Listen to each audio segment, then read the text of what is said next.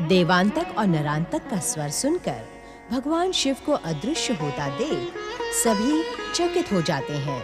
सिंधु के दंडित होने का समाचार सुनकर इंद्र सूर्यदेव को अपमानित करने के लिए आकाश में प्रकट होकर कहते हैं, भैया सूर्यदेव, आपने मेरी उपेक्षा करके अपने भक्त सिंधु दैत्य को अतुल्य शक्तिशाली होने का वरदान दिया, किंतु इसका परिणाम आपने भी देखा होगा। परम देव श्री महागणेश की कृपा से आज भी मेरा स्वर्ग सुरक्षित है। भविष्य में मुझे चुनौती देने की भूल कदापि न करना।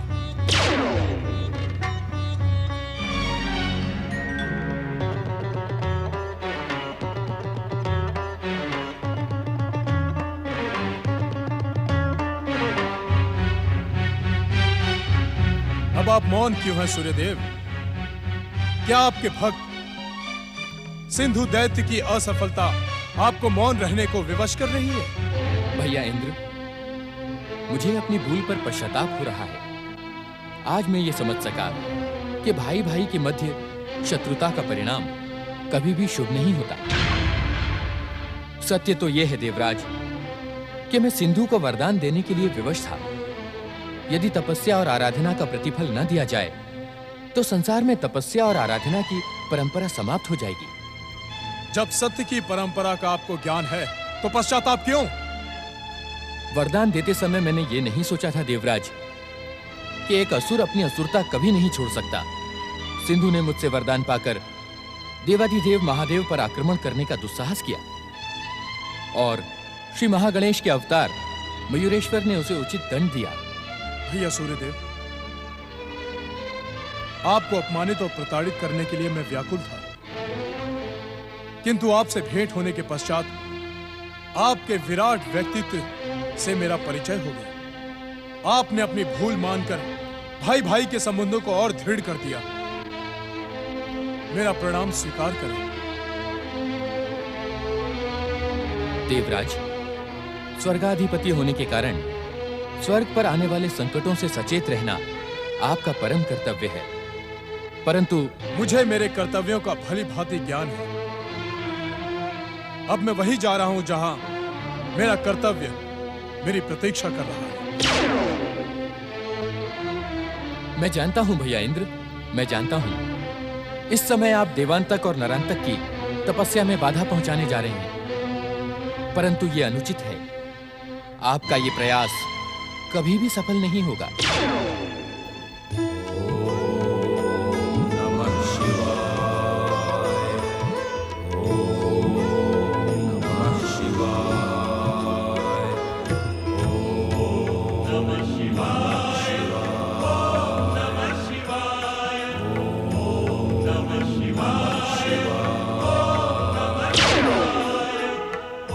मैं जानता हूं कि तुम मेरे स्वर्ग पर अधिकार प्राप्त करने के लिए शिव आराधना कर रहे हो, किंतु तुम्हारी यह तपस्या मैं संपूर्ण नहीं होने दूंगा। मेरा वज्र प्रहार सदा सदा के लिए तुम्हें नष्ट कर देगा। वज्र! सावधान इंद्र! ज्येष्ठ माता दीदी, आप यहाँ? देवताओं के राजा हो इंद्र। नीति, धर्म और मर्यादा की रक्षा करना तुम्हारा कर्तव्य है। तपस्यारत तपस्वियों की हत्या करने की आज्ञा क्या तुम्हारा धर्म तुम्हें देता है?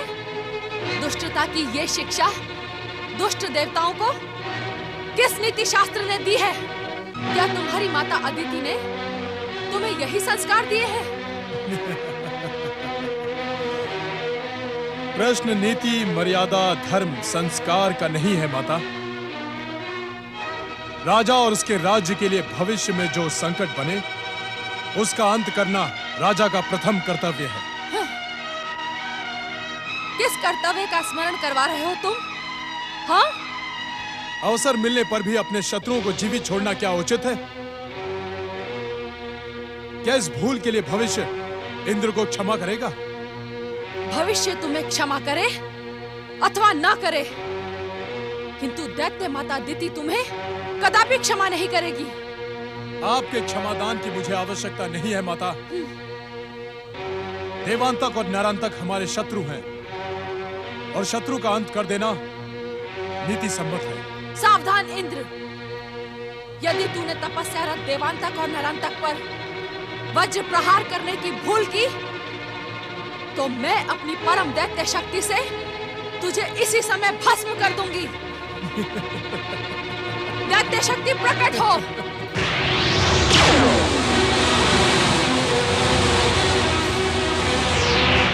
कायर इंद्र को भस्म करने के लिए अब तुम्हें निराश होना पड़ेगा दैत्य शक्ति। जाओ, पाताल में रहकर मेरे आदेश की प्रतीक्षा करो।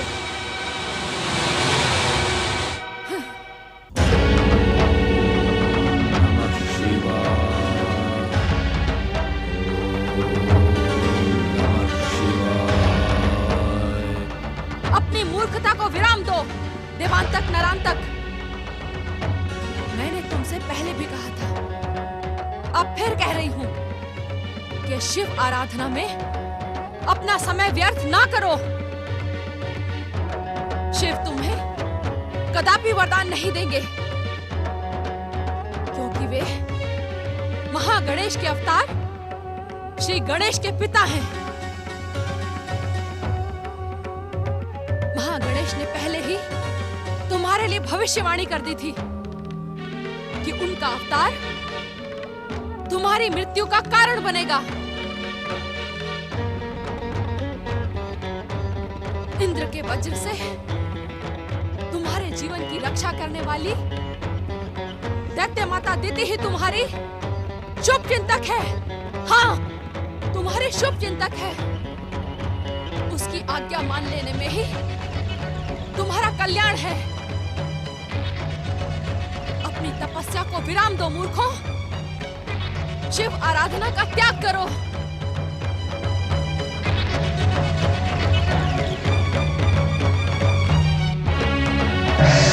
ओम नमः शिवाय। तू यहाँ भी आ गया गजमुख। तू मेरा पीछा कब छोड़ेगा? कब मुझे शांति से जीने देगा? ज्येष्ठ माता, आप भी तो इन दोनों का पीछा नहीं छोड़ रही हैं। मैं तो आपको शांति पहुंचाने के लिए प्रयास करता रहता हूँ। मैंने आपसे कितनी बार प्रार्थना की कि आप मेरी माता अदिति के साथ शांति पूर्वक रहें, परंतु आपके मन में तो नागिन जैसा क्रोध का विष भरा है। बहुत कट। उस नागिन जैसे विष के कारण ही आप पुनः क्रोधित हो रही हैं। अभी भी विलंब नहीं हुआ है ज्येष्ठ माता। मेरे साथ चलकर आप माता अदिति के आश्रम में सुख पूर्वक निवास करें। दुष्ट, हठी गजमुख, मैं तेरे हठ को भली भांति जानती हूँ। आज मैं तेरे हठ का उपचार करके रहूंगी। अभी अदिति पुत्र इंद्र भी अपनी मूर्खता का फल भोगकर यहाँ से कायरों की भांति अदृश्य हो चुका है। अब मैं तुझे तेरे हठ के लिए दंडित करती हूँ। क्रोध को तो आपने अपने जीवन का आभूषण बना लिया है। मैं तो आपको भविष्य के लिए उचित परामर्श दे रहा हूँ। तूने दैत्य माता दिति को परामर्श देकर भयानक भूल की है। दुष्ट गजमुख, इसके लिए मैं तुझे कदापि क्षमा नहीं करूंगी। तुम किस किस को क्षमा नहीं करोगी दैत्य माता? सर्व पूज्य भगवान शिव से भी तुम द्वेष करती हो। इसी कारण इन दोनों को शिव आराधना छोड़ने के लिए कह रही हो, परंतु यह दोनों शिव आराधना कदापि नहीं छोड़ेंगे। इन्हें शिव आराधना छोड़नी ही होगी। मेरी आज्ञा मानकर इन्हें परम पिता ब्रह्मदेव जी की आराधना करनी ही होगी।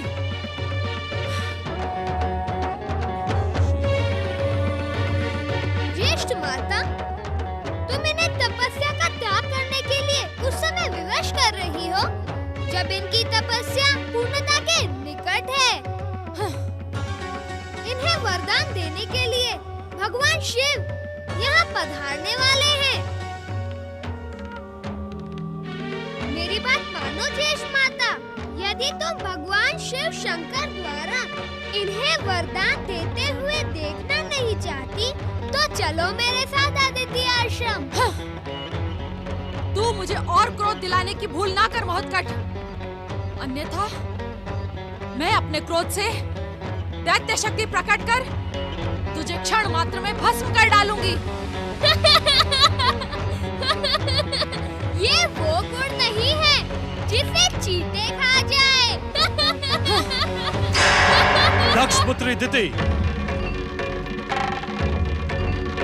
श्री महागणेश के अवतार महोत्कट को भस्म करने की बात कहकर तुम अपने और दैत्यों के सर्वनाश के पथ पर आगे बढ़ रही हो। सावधान!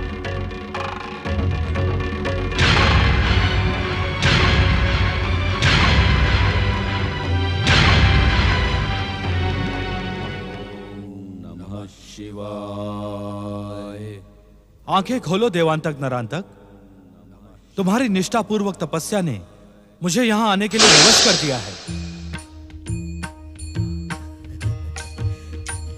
देवाधिदेव महादेव शिव शंकर की जय। हम तुम पर प्रसन्न हैं देवांतक नरांतक, अपना इच्छित वरदान मांगो। महादेव, हम त्रैलोक्य में पुनः दैत्य साम्राज्य स्थापित करना चाहते हैं। हे चंद्रशेखर, हम दानव, मानव, देवता सभी को अपने अधीन करना चाहते हैं। हमें ऐसी महान शक्ति दें जिसे संसार में कोई चुनौती न दे सके। यह तो वरदान में संसार की कोई भी शक्ति और वैभव छोड़ना नहीं चाहते। यह चाहते हैं कि वरदान पाने के पश्चात इनके अतिरिक्त सभी निर्बल, दीनहीन होकर रह जाएं। क्या इन्हें ऐसा वरदान देना संसार वासियों के प्रति अन्याय नहीं होगा? दुष्ट गजमुख, तू इनके वरदान में भी बाधा पहुंचा रहा है। तेरा ये साहस? दिति,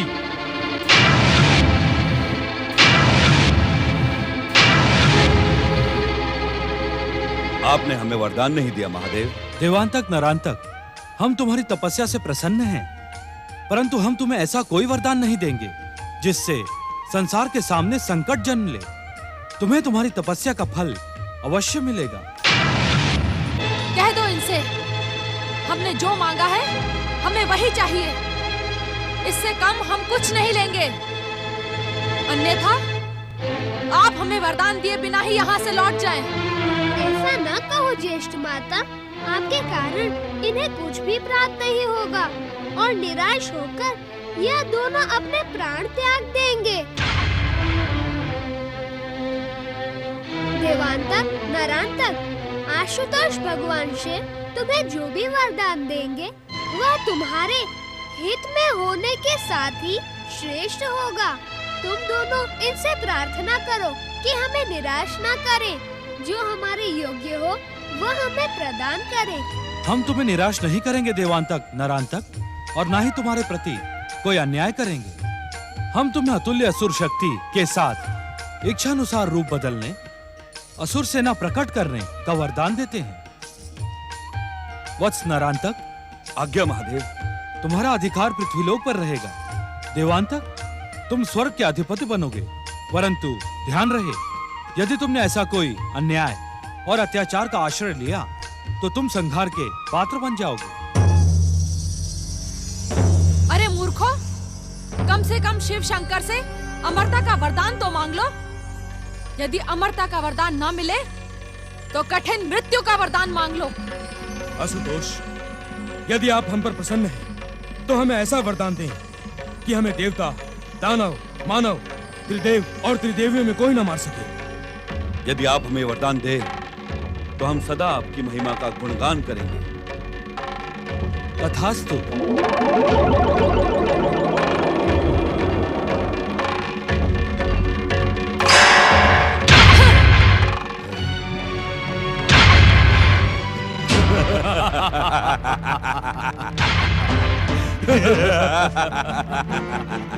अधिक चतुराई दिखाने का परिणाम ऐसा ही होता है दैत्य माता। अर्थात परम देव श्री महागणेश दानव, मानव, देवता और त्रिदेवों में तो नहीं आते। अब उनके अवतारों के हाथों इनकी मृत्यु का मार्ग तो सरल हो गया ना। अभी भी समय है ज्येष्ठ माता, आप मेरे साथ अदिति आश्रम चले। दुष्ट गजमुख, तू मुझे बार बार अदिति आश्रम चलने को कहकर मेरा अपमान कर रहा है।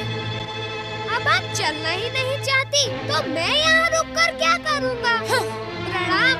भगवान शिव आपके चित्त को शांति दे। स्वयं ही अदृश्य हो गया, अन्यथा मेरा क्रोध उसे उचित दंड देता।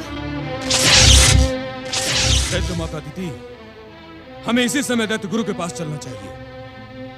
अवश्य। इस शुक्राचार्य की मूर्खता के कारण ही दैत्य जाति को भयानक हानि हुई है। यदि तुम दोनों शिव आराधना ना करते तो मैं तुम्हें ब्रह्मा जी से अमरता का वरदान दिलवाती। अब इस शुक्राचार्य को प्रताड़ित करना ही होगा। चलो। ओम शिवाय नमः। ओम शंभुवाय नमः। ओम देवाधिदेवाय नमः। हे आशुतोष भगवान शिव शंकर, देवांतक और नरांतक ने आपकी आराधना करते हुए कठोर तपस्या की है। अब आप उन्हें इच्छित वरदान दें, यही मेरी आपसे विनम्र प्रार्थना है।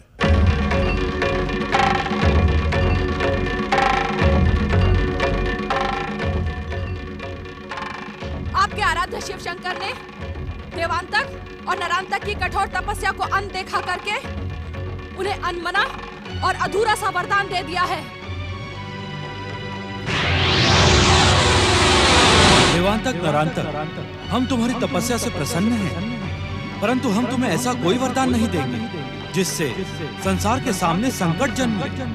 तुम्हें तुम्हारी तपस्या का फल अवश्य मिलेगा, परंतु ध्यान रहे, यदि तुमने ऐसा कोई अन्याय और अत्याचार का आश्रय लिया तो तुम संहार के पात्र बन जाओगे। दैत्यों के आराध्य बनने का ढोंग करने वाले शिव नहीं चाहते कि दैत्यों का उत्कर्ष हो। वे दैत्य साम्राज्य को तीनों लोकों में स्थापित होते देखना नहीं चाहते। और इसके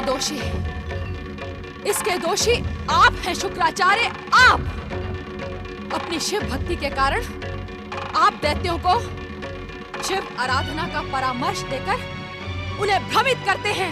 भ्रमित। अपना दोष दूसरे के मस्तक पे मढ़ देना आपका स्वभाव बन गया है दैत्य माता।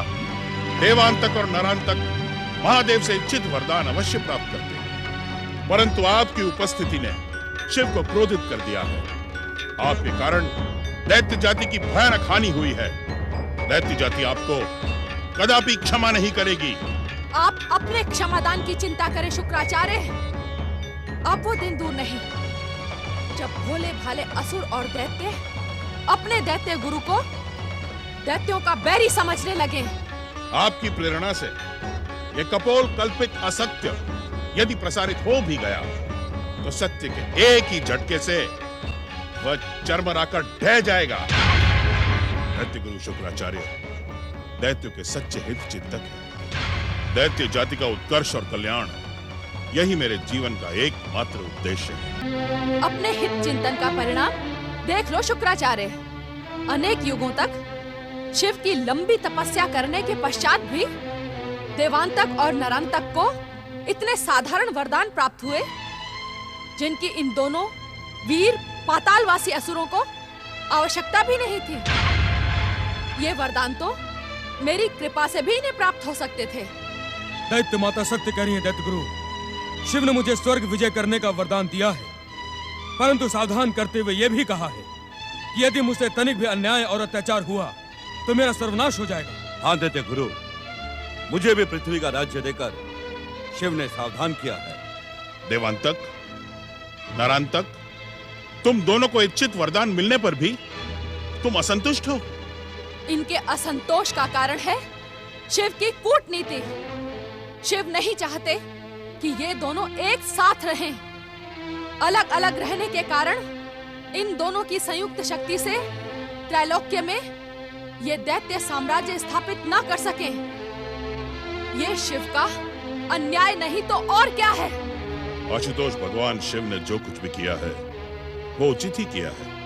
यदि इन दोनों ने अन्याय और अत्याचार के बल पर तीनों लोकों में असुर साम्राज्य स्थापित करने का अनुचित प्रयास किया तो इनका अंत निश्चित है।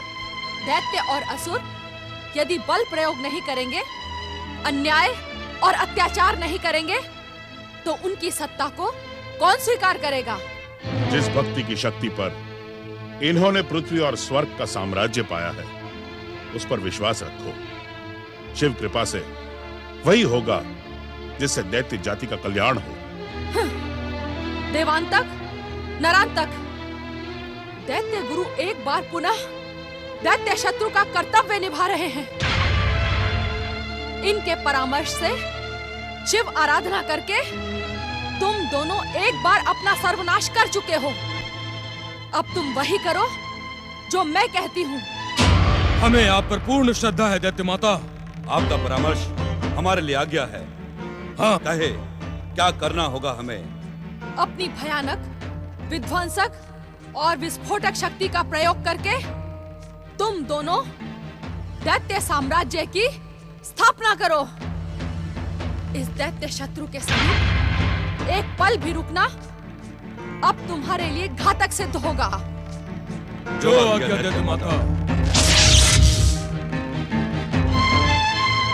दैत्यों के आराध्य भगवान शिव ने अपने वरदान से श्री महागणेश के अवतारों के हाथों इनकी मृत्यु को टाला था, परंतु आपके अभिमान के कारण इनकी मृत्यु कितनी निकट आ गई है। पश्चाताप के अश्रु बहाने के अतिरिक्त अब तुम्हारे पास कुछ भी शेष नहीं है शुक्राचार्य।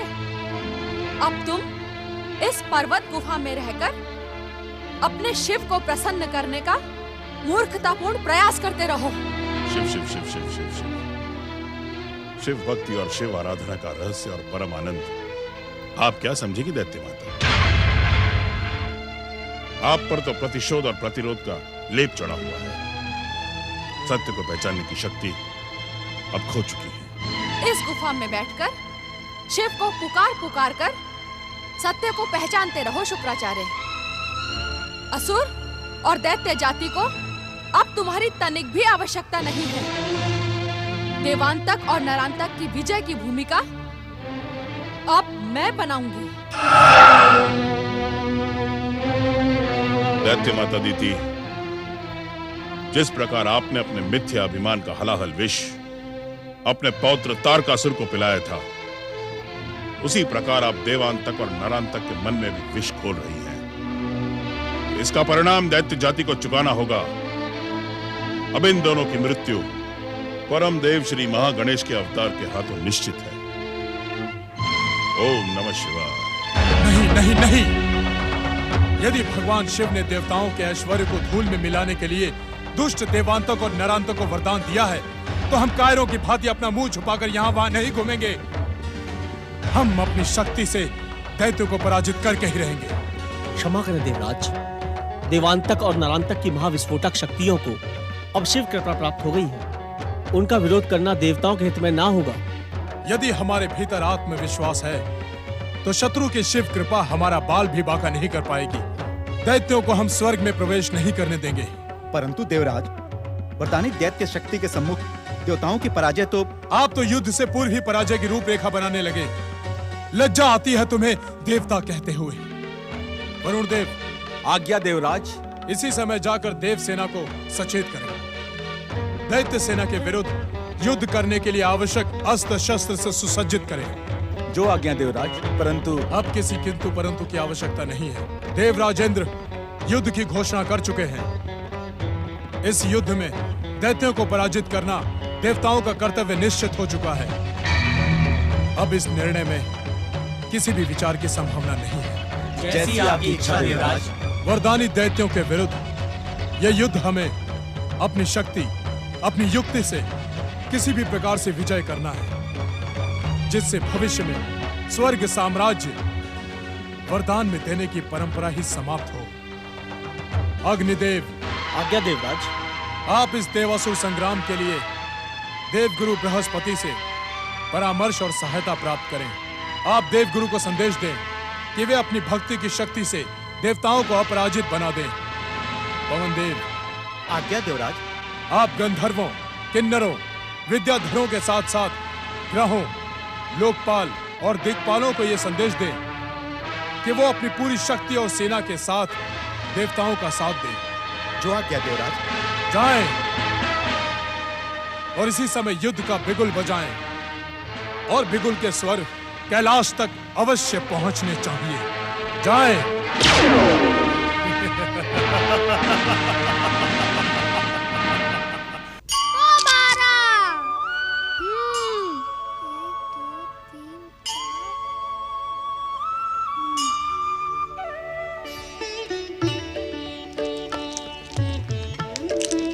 माता अब आप खेलो। पौ 12।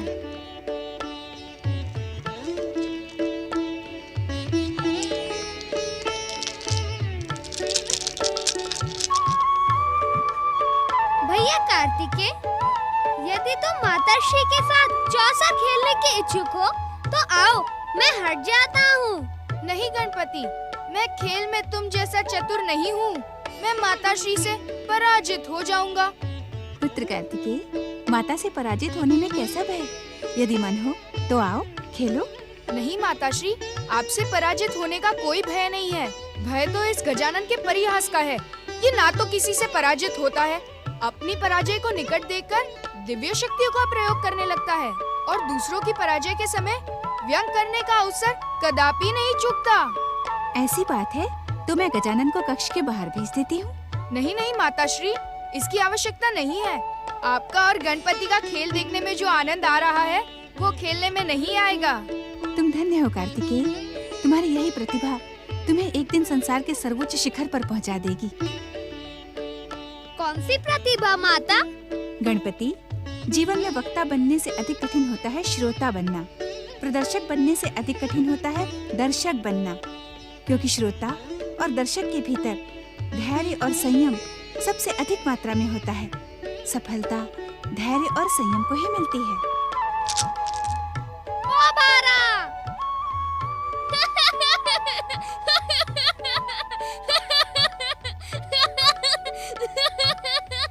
माता, आपका ध्यान खेल से अधिक बातों में था, इसीलिए आपको पराजय का मुख देखना पड़ा। ये उचित नहीं गजानन, तुमने मेरी असावधानी का लाभ उठाकर मुझे पराजित किया है।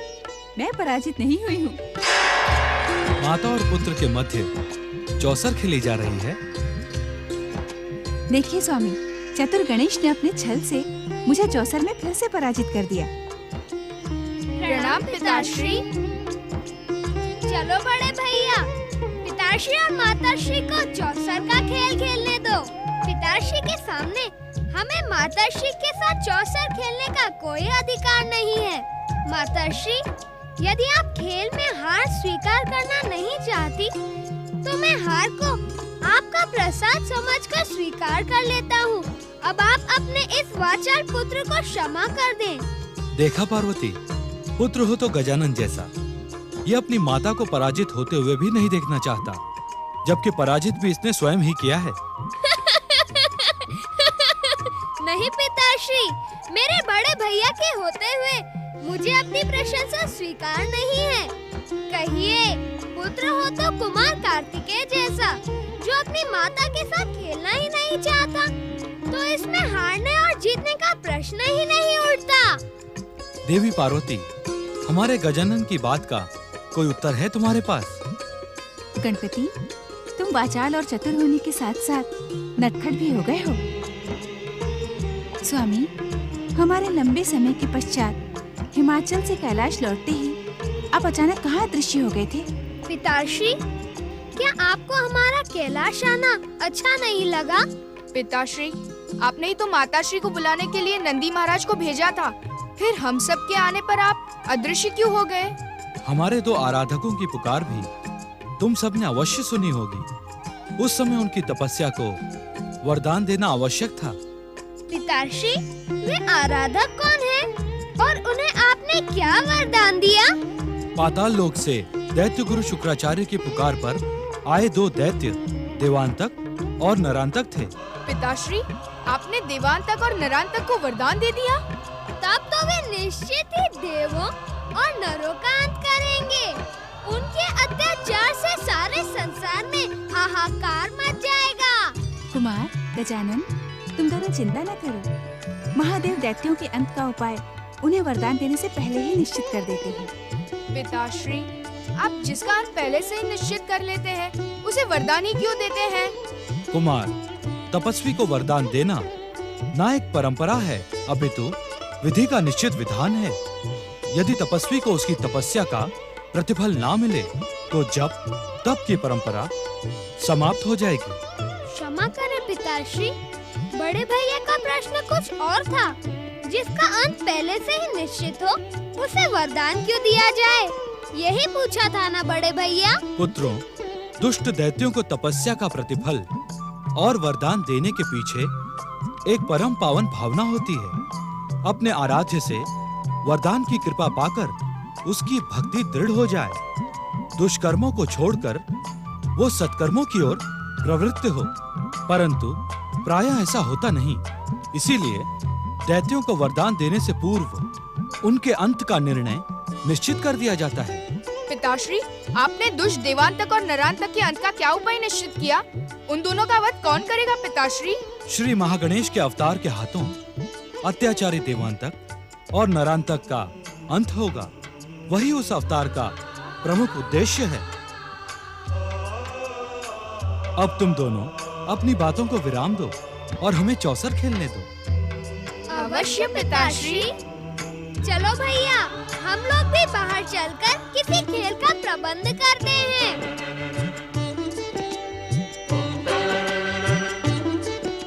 ओम महागणेशाय नमः। ओम परम देवाय नमः। ओम विश्ववरदाय नमः। ओम महागणेशाय नमः। ओम परम देवाय नमः।